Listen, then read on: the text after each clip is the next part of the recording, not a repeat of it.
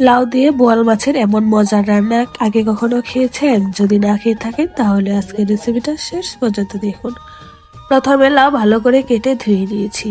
এরপর মাছগুলোতে লবণ, হলুদ, মরিচ দিয়ে মাখিয়ে রেখেছি। একটি প্যানে তেল গরম করে মাছগুলো কড়া করে ভেজে নিয়েছি। ওই একই তেলে জিরা, তেজপাতা, পেঁয়াজ ফোড়ন দিয়েছি। এগুলো হালকা করে ভেজে নিয়ে আমি লাউগুলো দিয়ে দিয়েছি। মশলা অ্যাড করেছি লবণ, হলুদ, পেঁয়াজ, জিরা, ধনিয়া। এরপর মশলাগুলো ভালো করে কষিয়ে যখন লাউটা সিদ্ধ হয়ে এসেছে তখন ঝোল দিয়ে দিয়েছি। ঝোলটা একটু ফুটে এলে আমি মাছ দিয়ে আরেকটু কিছুক্ষণ রান্না করে নামিয়ে নিয়েছি।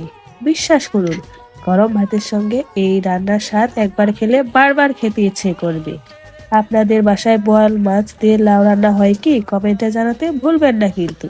ভিডিওটি ভালো লাগলে একটি লাইক দিন, আর এমন আরো ঘরোয়া রান্নার ভিডিও দেখতে ফলো দিয়ে আমার পাশে থাকুন।